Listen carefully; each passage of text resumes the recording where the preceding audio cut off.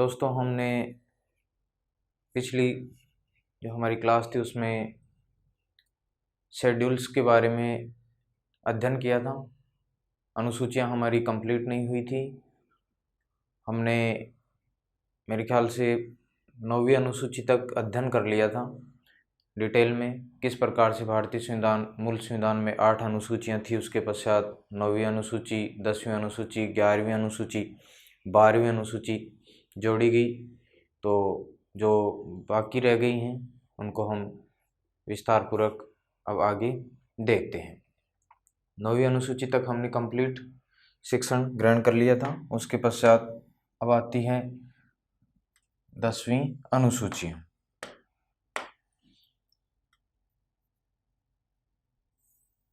अनुसूचियों में देखिए 10वीं अनुसूची देखेंगे हम।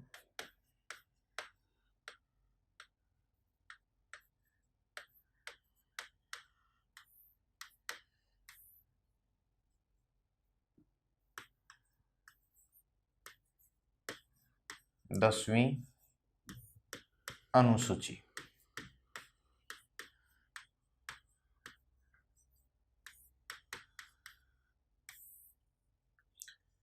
तो देखिए दोस्तों, 10वीं अनुसूची क्यों जोड़ी गई भारतीय संविधान में? क्योंकि हमारे भारतीय संविधान में जो सरकारें राजनीतिक दलों के माध्यम से चुनाव जीत कर आती हैं, तो कोई भी सदस्य एक जिस राजनीतिक दल से चुनाव जीतकर आया, उसने अपने मूल राजनीतिक दल को छोड़ दिया और उसके पश्चात किसी दूसरे दल में चला गया।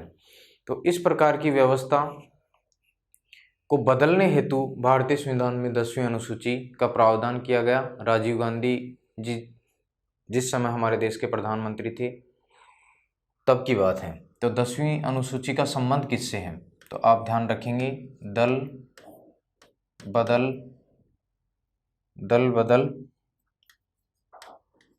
विरोधी, दल बदल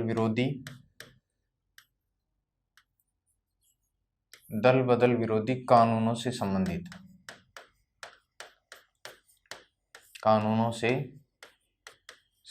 है। कौन सी अनुसूची? 10वीं अनुसूची दल बदल कानूनों से संबंधित है। ठीक है दोस्तों, उसके पश्चात हम बता सकते हैं ये कब जोड़ी गई। तो 52वां संविधान संशोधन, 52वां संविधान संशोधन 1985 द्वारा, ठीक है, भारतीय संविधान में जोड़ी गई कौन सी अनुसूची? 10वीं अनुसूची। और किसके द्वारा? राजीव गांधी की सरकार के द्वारा कह सकते हैं, या कह सकते हैं जिस समय हमारे देश के पीएम कौन थे? राजीव गांधी। उनकी सरकार के द्वारा भारतीय संविधान में 10वीं अनुसूची का प्रावधान किया गया, जो किससे संबंधित थी? दल बदल विरोधी कानूनों से संबंधित थी। क्यों जोड़ी गई? तो आप कह सकते हैं राजनीतिक दलों में दल बदल रोकने हेतु, दल बदल को रोकने हेतु, ठीक है दोस्तों, क्योंकि सभी सरकारें इस दल बदल से काफ़ी परेशान थी, व्यथित थी। तो किसी भी प्रकार से राजनीतिक दलों में होने वाले दल बदल को रोकने हेतु भारतीय संविधान में 10वीं अनुसूची का प्रावधान किया गया राजीव गांधी सरकार के द्वारा। दोस्तों, मूल संविधान में राजनीतिक दल जैसी जो शब्दावली है वो कहीं पर उल्लेखित नहीं थी, मूल संविधान में उल्लेखित नहीं, ठीक है। राजनीतिक जो दल शब्दावली है ये मूल संविधान में कहीं पर भी उल्लेखित नहीं थी। तो अब कब शामिल हुई? आपको पता है 52वां संविधान संशोधन 1985 के द्वारा 10वीं अनुसूची में राजनीतिक दल जैसी शब्दावली का उल्लेख मिलता है, जबकि मूल संविधान में इसका कोई उल्लेख नहीं था। देखिए दोस्तों, काफ़ी ज़्यादा चर्चा में रहता है एक शब्द हॉर्स ट्रेडिंग। हॉर्स ट्रेडिंग आजकल भी काफ़ी ज़्यादा वर्तमान समय में ये काफ़ी प्रासंगिक बना हुआ है ये शब्द हॉर्स ट्रेडिंग, जिसका मतलब खरीद फरोख्त। क्या होता है? खरीद फरोख्त, खरीदना बेचना करने का मतलब। एक तरह से जिस प्रकार से हॉर्स का मतलब घोड़ा, ट्रेडिंग का मतलब जो व्यापार होता है उसके बारे में। तो जिस प्रकार से बाजारों में घोड़े खरीदे और बेचे जाते हैं, उसी प्रकार से राजनीतिक दलों से कोई भी सदस्य अगर एक राजनीतिक दल से चुनाव जीत कर आता है और वो अपने मूल राजनीतिक दल को छोड़कर किसी दूसरे दल में शामिल हो जाता है, तो इसका सीधा अर्थ लगाया जाता है कि इसका संबंध किससे है? हॉर्स ट्रेडिंग यानी खरीद फरोख्त से है, क्योंकि उसको दूसरे दल वाले जो व्यक्ति हैं उन्होंने एक तरह से मतलब हॉर्स ट्रेडिंग कर लिया है, कहने का मतलब खरीद लिया। तो इस चीज़ को रोकने हेतु, हॉर्स ट्रेडिंग जैसी व्यवस्था को रोकने हेतु ही भारतीय संविधान में 10वीं अनुसूची का प्रावधान किया गया था। देखिए दोस्तों, एक एग्जाम्पल उदाहरण के माध्यम से मैं समझाता हूँ आपको कि इसकी आवश्यकता लंबे समय से थी, लेकिन ये एक बड़ी अवधि के पश्चात भारतीय संविधान में अनुसूचित हुई, 10वीं अनुसूची, जो दल बदल कानून के बारे में व्याख्या करती है। इसका उदाहरण है हरियाणा विधानसभा चुनाव।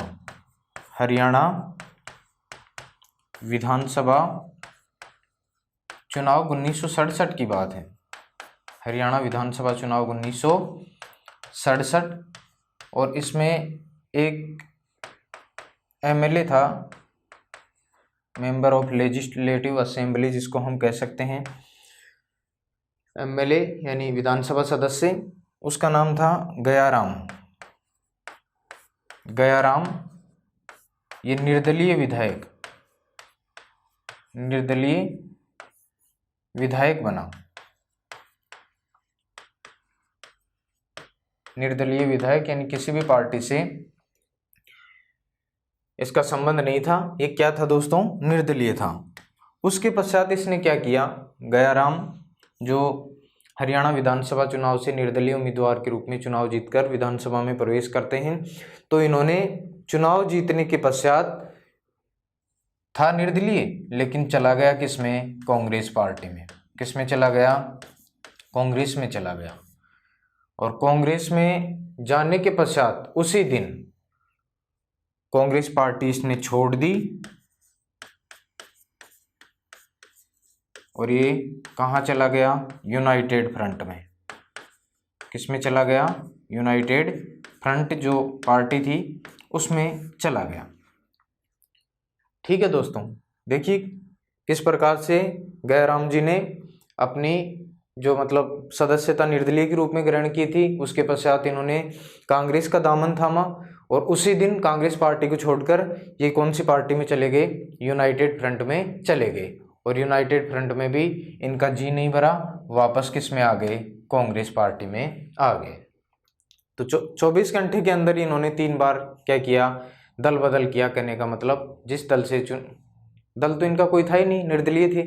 उसके पश्चात ये अलग अलग पार्टियों में जाकर आते हैं, वापस पुनः कांग्रेस में आते हैं। तो तब ये एक ट्रेंड बना। क्या बना? ट्रेंड बन गया। हरियाणा के एक नेता थे राव वीरेंद्र, उन्होंने इस चौधरी वीरेंद्र सिंह जी, उन्होंने इस बात को लेकर एक टिप्पणी की थी। क्या टिप्पणी की थी? कि गया राम था, अब आया राम है। कांग्रेस के नेता की ये टिप्पणी थी दोस्तों कि गया राम था, आया अब आया राम है। तो उसके पश्चात ये धारणा एक ट्रेंड बन गया। क्या? आया राम गया राम, आया राम गया राम, ये ट्रेंड बना। और इसकी देखा देखी अनेक जो राजनीतिक दलों के जो भी सदस्य थे वो अपनी मूल पार्टी छोड़कर किसी दूसरी पार्टी में जाने और आने लगे। तो इस प्रकार की व्यवस्था को बदलने हेतु ही हमारे भारतीय संविधान में 10वीं अनुसूची का प्रावधान किया गया, ताकि किसी भी प्रकार से दल बदल को रोका जा सके राजनीतिक दलों में होने वाले। तो राजीव गांधी सरकार ने अच्छा प्रावधान किया। किस प्रकार से किया दोस्तों, देखिए 52वां संविधान संशोधन 1985 के माध्यम से इन्होंने क्या व्यवस्था की। 52वां संविधान संशोधन 1985, इसके द्वारा राजीव गांधी की सरकार ने जो 10वीं अनुसूची जोड़ी, इसके माध्यम से क्या प्रावधान किया गया। तो प्रावधान ये है दोस्तों, इसमें तय किया गया कि किसी भी राजनीतिक दल के, किसी भी दल के 1/3 सदस्य या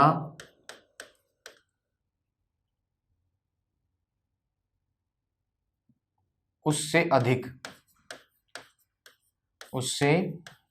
सदस्य ही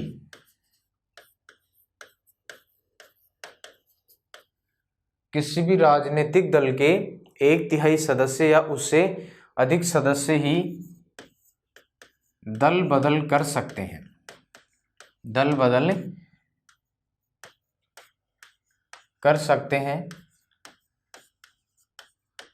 यानी 1/3 किसी भी राजनीतिक दल के अगर 1/3 सदस्य या उससे अधिक सदस्य क्या कर सकते हैं दोस्तों, दल बदल कर सकते हैं। इससे कम सदस्य अगर दल बदल करते हैं, इससे कम सदस्य अगर दल बदल करते हैं तो उनकी सदस्यता समाप्त हो जाएगी। उनकी सदस्यता समाप्त हो जाएगी। ये प्रावधान किया 52वां संविधान संशोधन 1985 के माध्यम से 10वीं अनुसूची में। तत्कालीन समय में एक अच्छा कदम था, लेकिन वर्तमान समय में आगे जाकर फिर इसमें बदलाव भी हुआ। वर्तमान समय में इसकी प्रासंगिकता आपको पता है बहुत ज़्यादा बढ़ती भी जा रही है। काफ़ी ज़्यादा तरीके इससे बचने के जो सदस्य हैं वो ढूंढ भी रहे हैं। तो आप ध्यान रखेंगे, किसी भी दल के अगर 1/3 सदस्य उससे अधिक सदस्य दल बदल करते हैं तो वो दल बदल कर सकते हैं। इससे कम सदस्य अगर दल बदल करते हैं तो उनकी सदस्यता समाप्त हो जाएगी। ठीक है, सदस्यता समाप्त हो जाएगी। इसका निर्णय कौन करेगा, तो आप यहां बता देंगे सदन का अध्यक्ष या कौन करेगा, सभापति। अध्यक्ष या सभापति के द्वारा दल बदल से संबंधित निर्णय किए जाते हैं। ठीक है, सदस्यता की समाप्ति का निर्णय कौन करेगा, सदन का अध्यक्ष या सभापति करेगा। और दल बदल संबंधी जो अपील है, कोई भी राजनीतिक पार्टी अपील किससे कर सकती है, अध्यक्ष या सभापति के पास। अध्यक्ष या सभापति से ही की जा सकती है। अध्यक्ष या सभापति से की जा सकती है। ठीक है दोस्तों, यानी अपील भी अध्यक्ष या सभापति के पास में की जा सकती है। और सदस्यता समाप्ति का निर्णय भी कौन करेगा, सदन का अध्यक्ष या सभापति करेगा। ठीक है, सदस्यता समाप्ति का जो निर्णय है इसकी कोई समय सीमा निर्धारित नहीं है। देखिए दोस्तों कितनी विडंबना है, समय सीमा इसकी निर्धारित नहीं है। कितने समय में ये निर्णय करेगा इस बात का कोई प्रावधान नहीं है। 1 साल, 6 माह है, 2 साल, 3 साल तक भी सदन का अध्यक्ष चाहे तो किसी भी प्रकार का कोई निर्णय नहीं कर सकता या कर सकता है। ये इसके ऊपर निर्भर करता है सदन के अध्यक्ष या सभापति पर।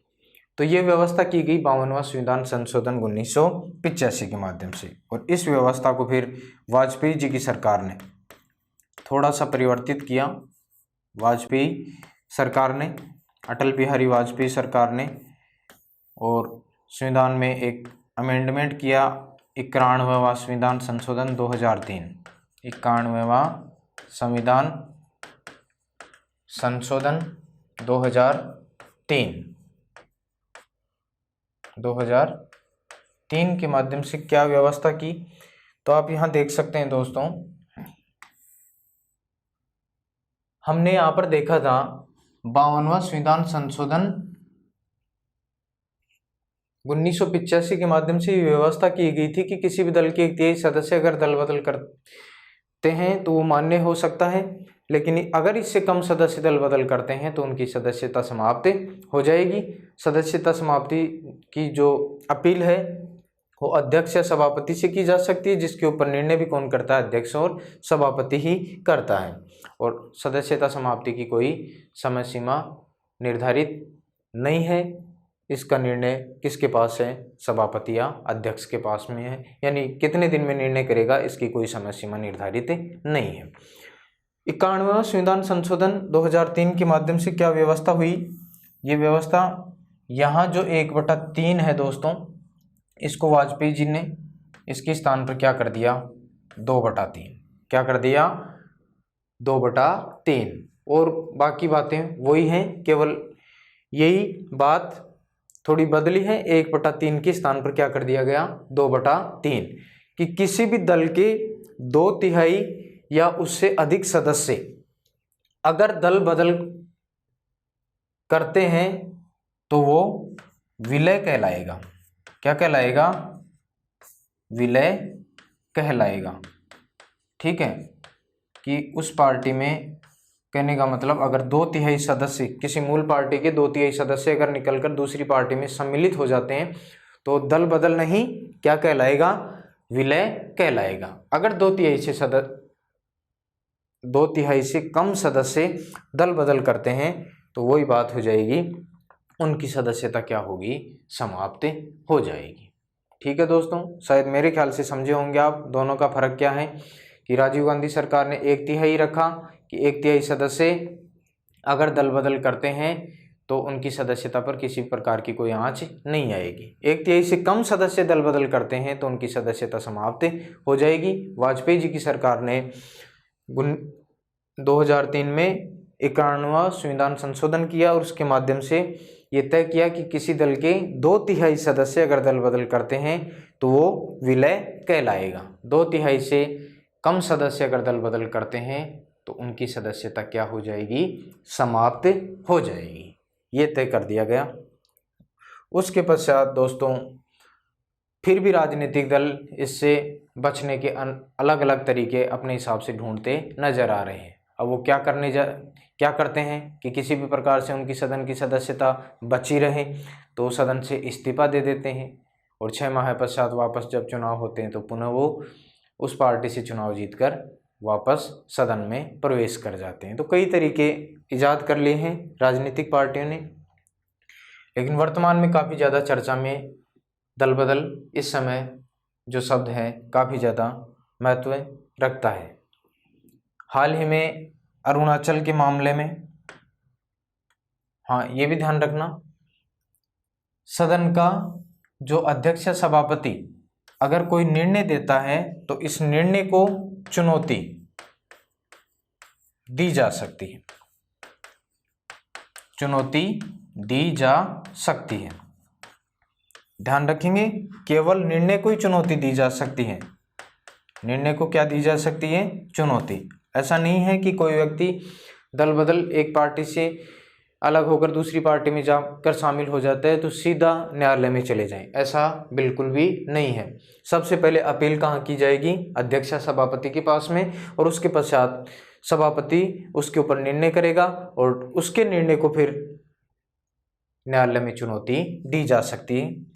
सुप्रीम कोर्ट हो चाहे हाई कोर्ट हो, उसमें चुनौती दे सकते हैं। सभापति या अध्यक्ष के निर्णय को ही न्यायालय में चुनौती दी जा सकती है। हाल ही में अरुणाचल प्रदेश, मणिपुर काफ़ी ज़्यादा चर्चा में रहे हैं दोस्तों, क्योंकि वहाँ पर अरुणाचल प्रदेश विधानसभा अध्यक्ष ने कोई निर्णय नहीं किया सदस्यों की समाप्ति के संबंध में। तो यहाँ पर सुप्रीम कोर्ट ने आदेश दिया कि कोशिश करें सदन प्रभारी कि सदस्यों की सदस्यता का 3 माह में निर्धारण करें कि सदस्यता रखनी है या समाप्त करनी है। तो वर्तमान में काफ़ी ज़्यादा महत्व वाला विषय है 10वीं अनुसूची। इससे संबंधित जो तथ्य हैं आप विशेष रूप से ध्यान में रखेंगे। उसके बाद में दोस्तों आगे आती है 11वीं और 12वीं अनुसूची। ठीक है,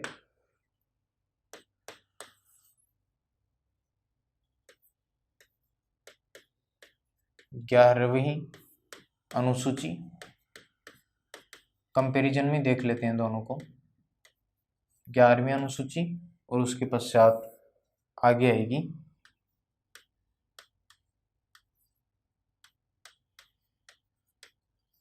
12वीं अनुसूची।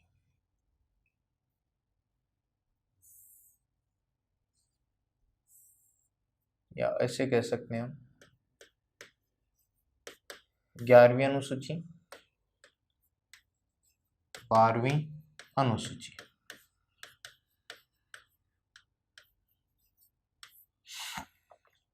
ग्यारहवीं अनुसूची और 12वीं अनुसूची, उसके पश्चात हमारी अनुसूचियां कंप्लीट हो जाएंगी दोस्तों। 11वीं अनुसूची, इसका संबंध किससे है? 11वीं अनुसूची इसका संबंध तो आप बता देंगे पंचायती राज, पंचायती राज से संबंधित, पंचायती राज से संबंधित। और इसका संबंध किससे है? नगर पालिकाओं,